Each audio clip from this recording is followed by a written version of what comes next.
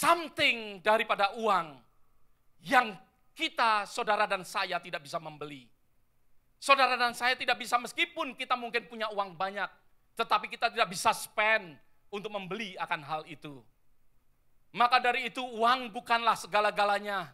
Rasul Paulus mengingatkan kepada setiap orang percaya bahwa kesalehan dan contentment akan menghasilkan akan apa? Great gain. Great gain mungkin bukan materi, bukan duit, tapi great gain keuntungan besar di dalam banyak hal yang Tuhan sediakan di dalam kehidupan kita. Seringkali ada orang yang hanya mempunyai satu, mungkin hanya kesalehan. Oh, semuanya sepertinya saleh, ya. Tetapi apa, saudara? Ya, di dalam hal melihat duit, ya, kerja sampai loyo begitu ya, sampai kerja keras. Tapi firman Tuhan katakan, saudara, bukan berarti saya mengatakan demikian saudara nggak perlu bekerja, ya.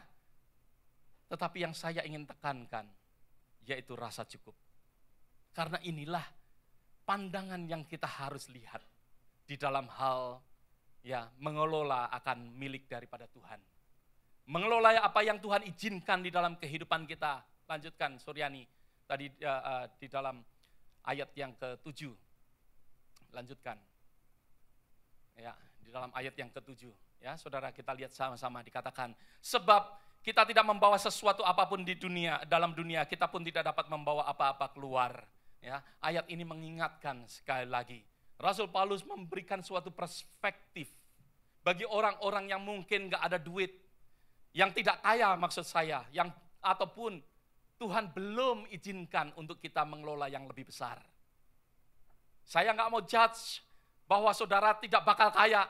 Saya tidak mau katakan demikian karena banyak orang yang saat ini saya melihat teman-teman saya, mungkin dulunya harus kerja secara luar biasa, berat dan lain sebagainya. Dulu menjadi orang-orang ya, pada waktu saya berada di Fresno, California, pada waktu kita sekolah. Dia naik sepeda harus bekerja dan lain sebagainya. Dia harus menyelesaikan akan sekolahnya. Papahnya sudah meninggal, hanya dia hidup dengan ibunya.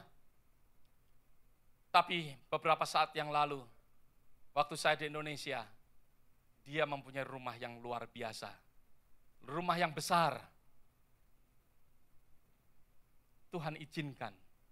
Yang mungkin dulu sesuatu yang kecil, tapi ada saatnya mungkin Tuhan izinkan something yang big di kemudian hari.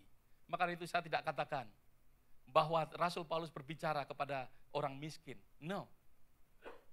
Ya, Rasul Paulus katakan kepada mungkin yang belum diizinkan oleh Tuhan menerima yang besar. Hanya mungkin menerima suatu porsi yang kecil. Nah, saudara, kalau kita ini ya mau hidup dipimpin oleh pimpinan daripada Tuhan sendiri. Tuhan katakan, ingatkan kepada kita melalui perkataan Rasul Paulus. Dikatakan bahwa kita tidak membawa sesuatu apa ke dalam dunia. Kita pun tidak membawa apa-apa keluar. Pada saat kita lahir, kita tidak membawa apa-apa. Pada saat kita keluar, dan kita tidak membawa apa-apa. Ayat ini mengajarkan kepada kita untuk kita mempunyai rasa cukup. Karena apa, saudara? Karena apa yang kita punyai dari kelahiran sampai nanti kita dibawa pulang oleh Tuhan. Semua yang ada di dalam kehidupan kita ini hanya apa? Pinjaman daripada Tuhan. Ada amin, saudara? Kalau saudara bertanya kepada orang kaya, orang yang kaya raya, pada saat dia meninggal, apa yang mereka bawa? Apa yang mereka tinggalkan deh? Mungkin kalau bawa saudara nggak tahu, tapi apa yang mereka tinggalkan? Everything. Ada amin, saudara? Semuanya ditinggalkan. Tidak ada yang dibawa. Loh, mungkin saudara mengatakan, ada pakaiannya kok dipakai. Ya, emangnya dibawa naik? Saudara lihat pakaiannya masih tetap ada itu? Ada amin, saudara? Tidak ada satupun yang mereka bawa. hal ini boleh mengingatkan kepada kita untuk selalu bisa content, selalu bisa mengucap syukur kepada Tuhan. Give thanks.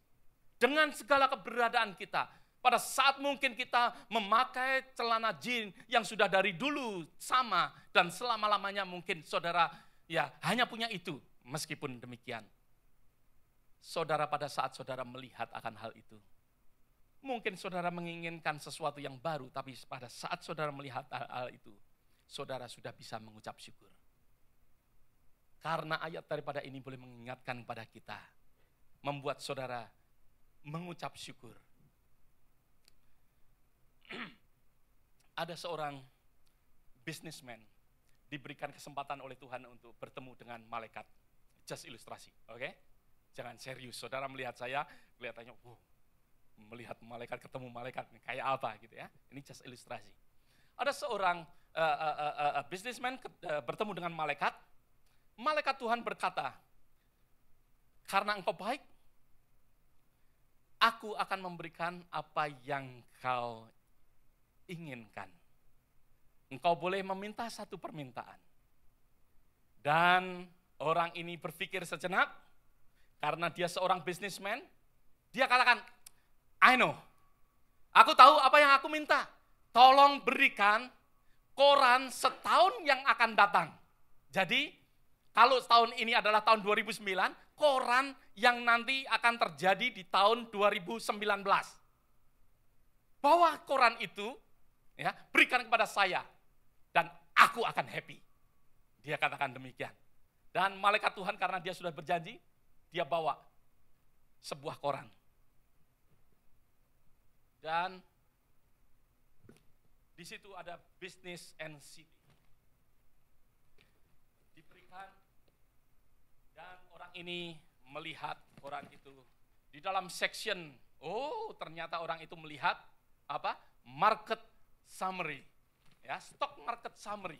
Dia lihat bahwa dia tahu apa yang akan terjadi di tahun 2019 dan tahun ini dia saudara melihat yang stock market yang paling kecil harganya dan nanti yang paling besar di tahun 2009. Kira-kira multiple-nya berapa?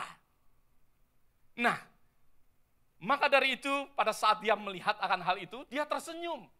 Membaca akan koran itu dan dia tersenyum. Dan dia memperhatikan dan lain sebagainya. Dia terus membaca, memperhatikan, wah stock market yang apa ini, yang baik lagi ya. Ya, pada saat dia memperhatikan akan semuanya, dia kaget. Karena pada saat dia lihat, ada foto dia di sini.